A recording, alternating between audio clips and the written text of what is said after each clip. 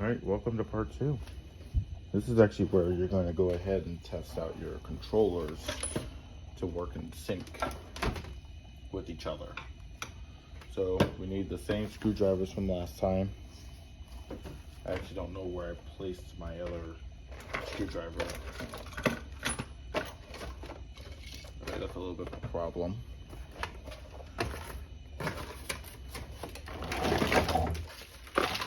Well, you'll need that number 10 and that number 15 Torx bit. So let's go ahead and get started with the second controller. So the way you open this one up is you have to actually unscrew all 6 on the inside. Now, make sure power is unplugged. And you haven't done anything with the link port, so you don't have to see if it's unplugged or not. So go ahead and take out all these with your number 10.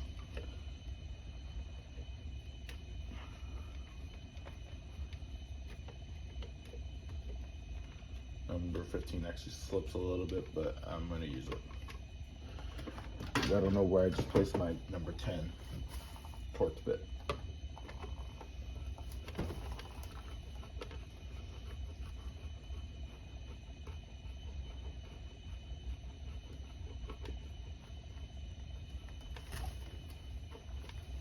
Oh, it's right here.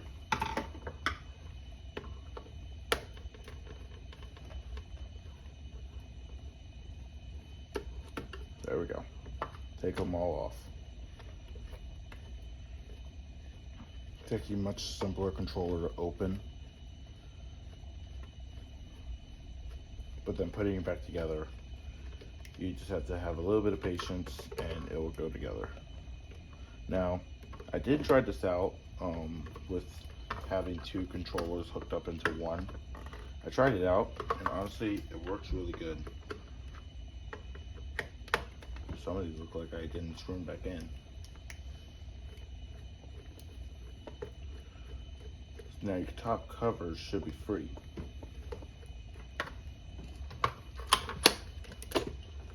I'm holding onto the corner.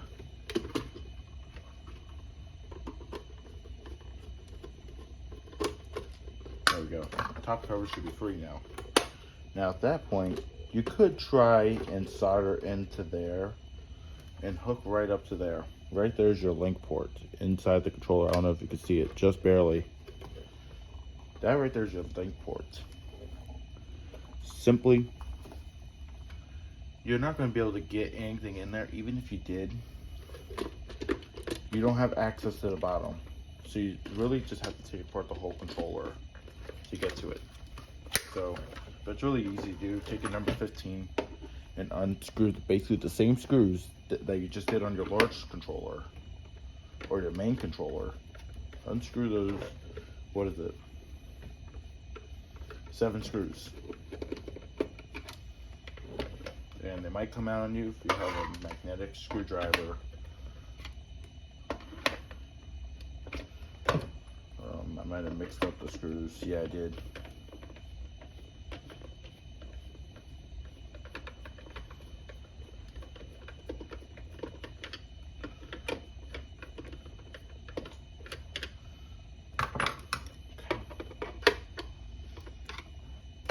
Nope, these might be number 10.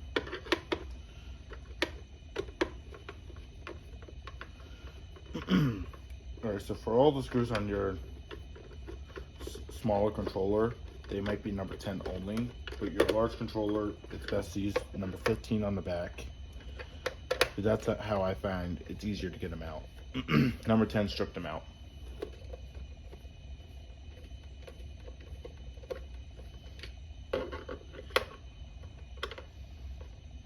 I did unplug my link cable after I was done making that video, or not, I didn't make a video on it, but I hooked this up with 3 controllers because someone else has 3 controllers that I know, or he has another controller, but he uses the link port. So what I did is I just hooked into the link port on this and went to the next controller and everything ran in sync just fine.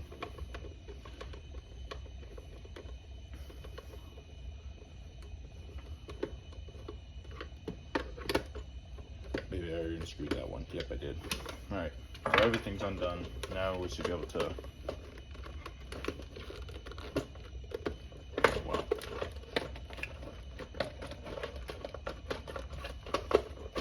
oh, this ring has to come off. Metal ring on the bottom has to come off.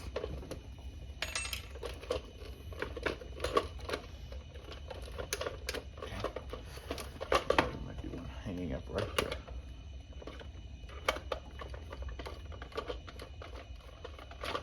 There we go.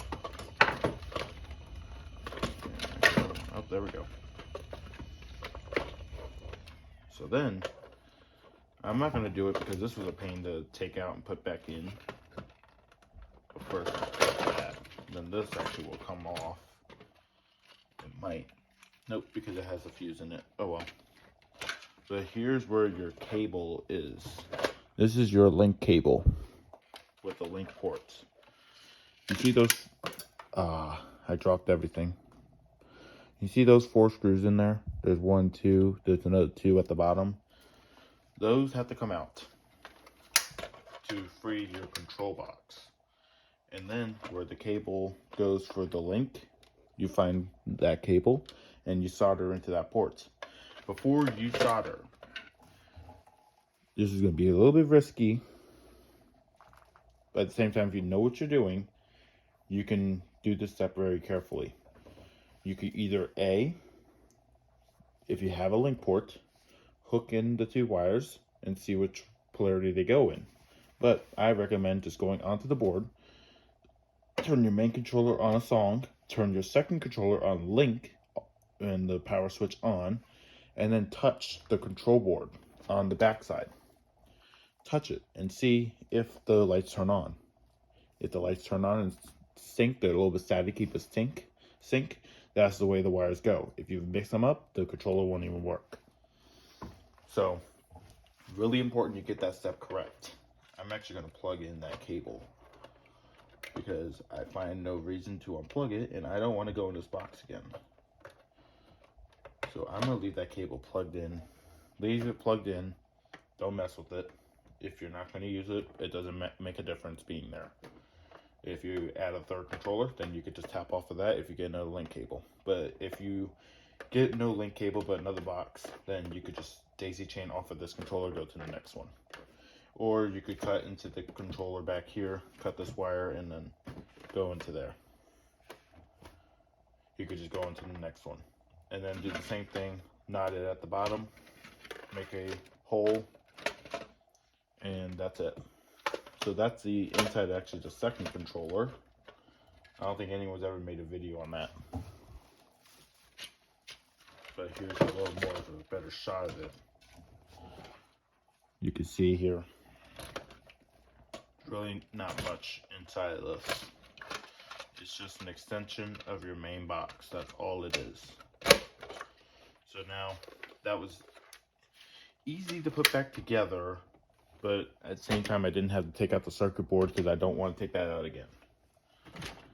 But it's not very complicated to take that out. Now to put it back together, just start screwing all your screws back in. This one you can actually just go ahead and screw everything in. I have to go fish those few screws that I dropped.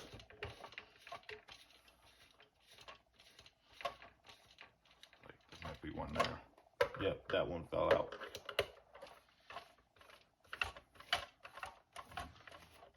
Let's see down here, there's one there. So the 2 top ones also are gone, but there's one on the table here, so I'll get to those once I go find them. I dropped 3 screws. No, 2. So just make sure everything's screwed back in. And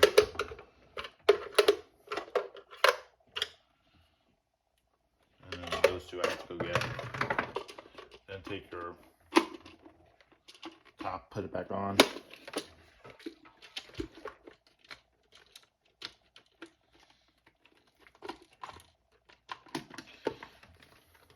And then go ahead and finally screw back down your cover. In this case, something's not right here. Oh, I pinched it. That's why.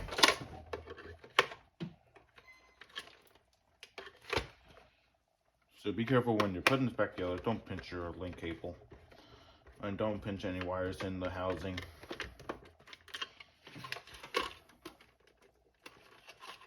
In that case, my link cable got pinched.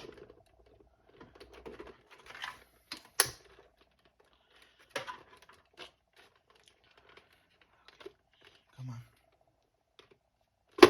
There we go. And leave room for your link cable.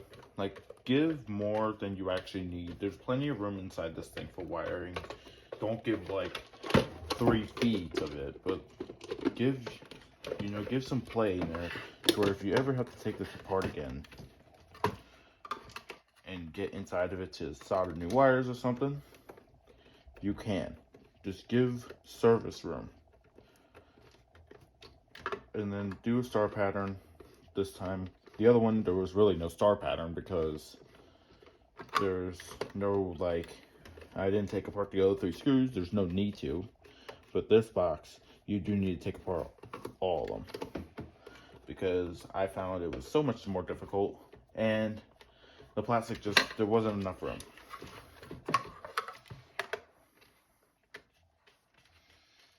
And then I'll go get those 2 other screws a little bit later. They fell in that box with all my brand new lights. So now we can go ahead and give a test of this unit. Put the metal ring back on the bottom. It just slides on where that was. If you don't have a stake for this, by the way, really quickly, get some 1/2-inch conduit and a 1/2-inch adapter. It won't screw down all the way, but it will hold your control box. Look. Come on. It will at least hold your control box and make a nice stake. That won't go anywhere. So if you ever need something like a stake for this, a 1/2-inch adapter and conduit, just screw it down a few turns. Don't try and go all the way down to make the threads because it won't fit all the way down. So now you want to plug it in and make sure it's in sync. So in this case, I recommend having 2 sets of lights and plug it into the same channel. So I'm going to plug it into channel 3 or channel 2. It's the center one on both of them on the left side. The way the channels go is on my main box. It goes, the bottom one is a channel 1, and then it goes 1, 2, 3, 4, 5, 6. And then the extra box is different. My top one is channel 1 that goes 1, 2, 3, 4, 5, and 6.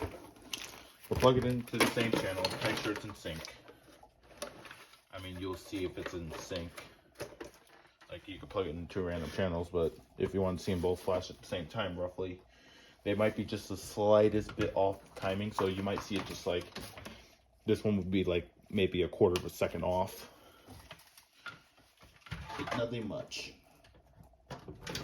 So plug in both controllers.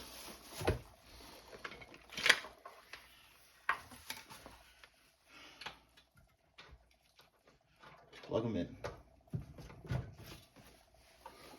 Gonna take your speaker, plug in your speaker. Nope, I did not mean to do that. If you want to, also put some silicone on the bottom. That way you can go ahead and seal that up a little bit. I might put it on the external controller, but not the main one, because the main one's going to sit in the garage. Turn that one on and turn it to link. Turn your main controller on. Turn it to all on. You can see they both work. We're going to go ahead and turn it to song loop.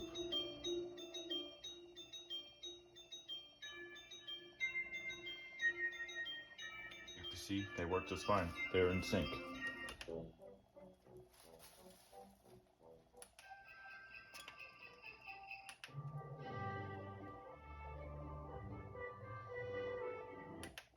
Like I said, they're slightly off timing, but it's alright. That's how it is normally.